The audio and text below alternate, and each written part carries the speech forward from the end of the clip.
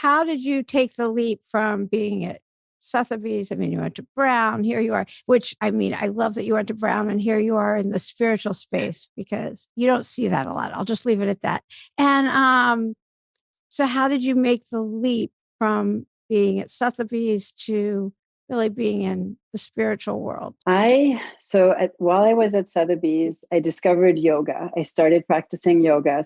It was my first job out of college. So I was like 21, 22. I worked there for 4.5 years and discovered Jivamukti yoga in New York at the time. And it completely changed everything, right?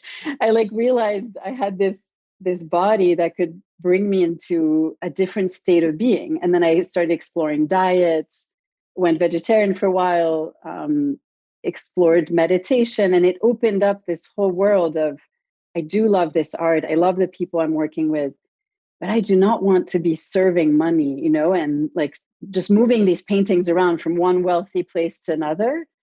There was nothing wrong with it, but my heart, my soul wasn't feeling this was my purpose in life, right? And I just felt this calling to teach yoga. And then, as life does, it kind of gives you a kick in the butt through very unexpected ways. So my mother got breast cancer that came back for the second time. And so I took a leave of absence from Sotheby's because that gave me the momentum to be like, I don't have a choice. I want to go spend 3 months with her because she was dying. She was stage 4 breast cancer. And once I had left, I was like, I'm not going back.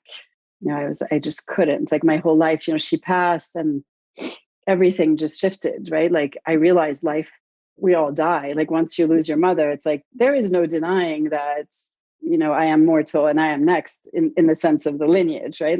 Now I am the adult. And I was young. I was 26 years old. And so I decided to teach yoga full time in New York, which was not easy financially. Started teaching Kundalini yoga. And then a year and 4 months later, my father passed unexpectedly. So here I was at 28, just entering my Saturn return with no parents. And that was, yoga honestly just held me. I don't know what I would have done if I hadn't had that support. In 2007, so 2 years before my mom passed, I did my Kundalini teacher training. So I had that whole body of tools, of mantras that I was playing, as my mom was, in her last few weeks. And then when my dad went to the hospital unexpectedly, he had a heart, really unexpected thing, aortic dissection.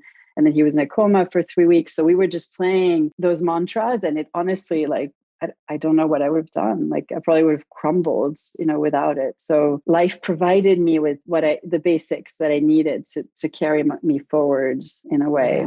Yeah, definitely. Yeah. So here you are, you're doing that. How did you get exposed to family constellations therapy? You have these circles that I want to know about, the Wild Woman Project Circle. I started looking, I'm like, okay, where are they in LA? They're everywhere. I've actually been looking. I've been looking for those anyway. I'm sure you'll find some. It's great. They have them everywhere. It's on the new moon. And actually that is, I would say, what brought me into using Oracle and Tarot for the first time was I had decks before, but I hadn't really used them with groups. And starting to teach those new moon circles, we always had a theme, a guided meditation. And then I would invite each woman to, based on the theme, to sit with a question that I would offer, a suggested question. For example, what am I ready to let go of? Or what am I ready to, how can I deepen into living my dream? And then we would pick a card and journal and then share. So there's this 3-step process, which is really nourishing to do with others. Oh yeah, definitely. Yeah. I have a group online, but I'd love to do something in person. I think those are very rich. Yeah. Yes. And then your question, I get the second part was constellations. How did you get exposed to because family constellation therapy is brand new to me. And then I meet some people who are like, oh yeah, of course. And other people are like, what? Yes, it's amazing. I've always been interested in theater. When I was little, I would write these plays and I would put on little theater shows with my brother. I wanted to be an actress. And for me, family constellations is a way of, for me, it's meaningful. Not that theater is very meaningful. I'm not saying that, but it's theater in which you get to step into roles. You're not just observing, just like with the art, actually.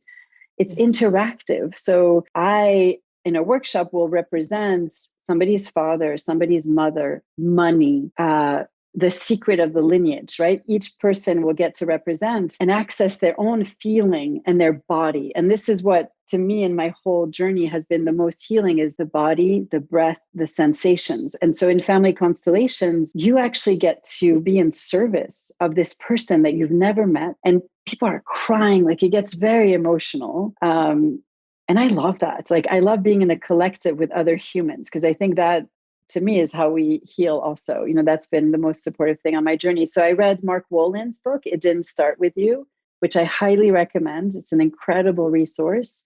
And I did my own process with it to explore what fears I might have been holding. And then I met Maureen Sillené, who you interviewed. Mm-hmm.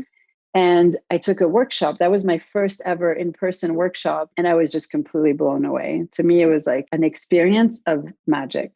Like, I can't describe it in another way. Like seeing my father and mother come alive, speak exactly the way that they were speaking in life. They had passed, with these two strangers who had never met my parents. And it's mind-blowing. It's completely, you have to experience it. Like, I highly recommend it. And then I trained with Maureen, and I trained with a few other teachers, like Jack Blackwell, Mark Wolin.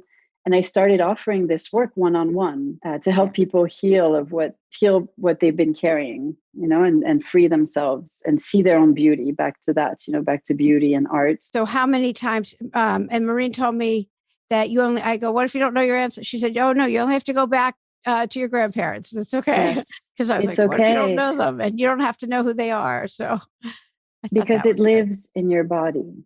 Yeah. Right. So even someone who is adopted, even someone I've had clients, right? Their parents there was so much trauma that they never would share the stories of their own parents. So the client doesn't even know the grandparent's name, or they barely know anything about them.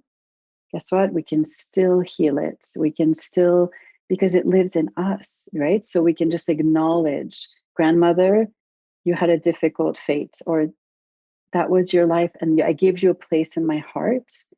You belong. I see you. That's often all that's needed. And it's so simple, but it's the same with our emotions, right? Like, hi, hello, fear. Here you are. I'm going to stay with you. I'm going to breathe with you, and I'm going to allow you to be here. And then fear will move on. And that's why hope, to me, is like, that's the greatest. Oh, definitely. I feel there's always hope, because we can always do that, right? As human beings, we can offer ourselves that love